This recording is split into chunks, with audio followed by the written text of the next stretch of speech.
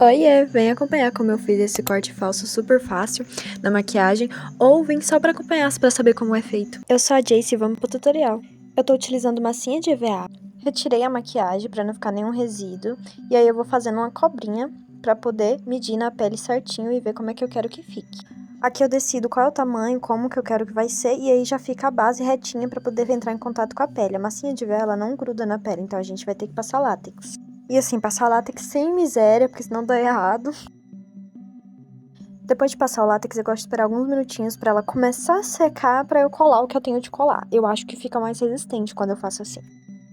Aí antes dela secar completamente, eu venho com a massinha de EVA e colo.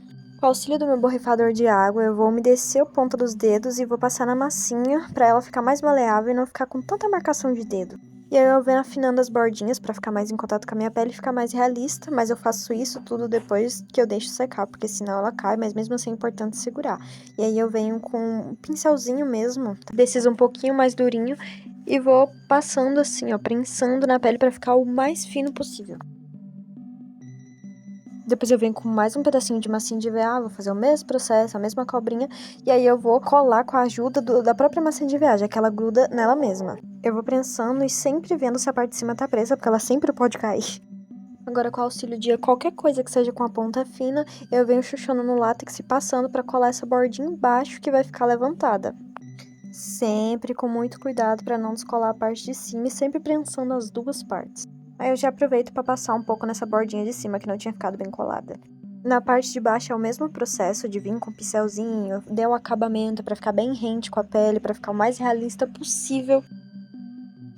Aí eu venho molhando a ponta desse pincel e tirando o excesso de água e vou passando de novo para ele ficar com acabamento melhor ainda. Depois de todo esse trabalho a gente vai ter esse acabamento, mas eu até mexer a boca para dar pra ver que não vai cair.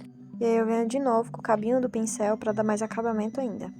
Com o meu espeto guerreiro de novo, eu vou vir abrindo a parte do meio que já tinha ficado marcada, com muito cuidado justamente para não desgrudar nada. Eu vou furando, vou colocando o pincel e rodando para ir abrindo e vou ajeitando com a mão mesmo a partezinha que eu quero que fique esse efeito mais 3D, né?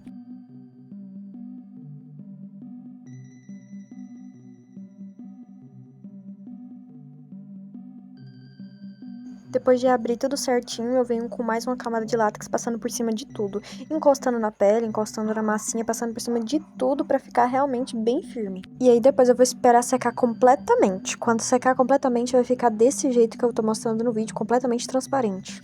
Pra aí eu começar com a camuflagem.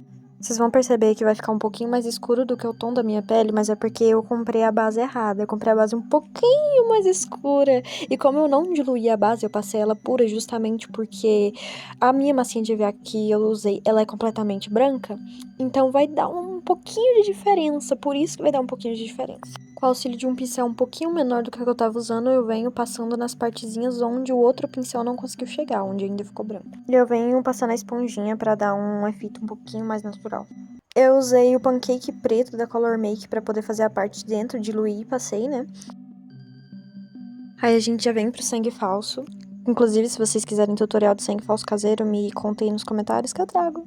Com o mesmo pincelzinho que eu tava usando, eu vou passando sem miséria nenhuma, inclusive nas bordinhas por dentro, que inclusive eu não pintei, justamente porque o sangue aparecia aí, e o meu sangue eu fiz ele pra ficar bem escurinho. Eu vou cobrindo todas as partes que estiverem brancas e todas as partes por dentro. Com a sombra marrom qualquer, eu vou passando em volta só pra dar um pouco mais de profundidade, pra dar aquele, ai, nossa, machucado. E aí, como pra mim nada tá bom, eu resolvi que eu queria fazer tipo um corte subindo, mas sem usar a massinha, então eu vou marcando com o próprio sangue já a partezinha que eu quero que seja o suposto corte subindo. Aí eu venho com a minha tesoura e vou fazer 2 piques um do lado do outro e depois eu vou remover a partezinha.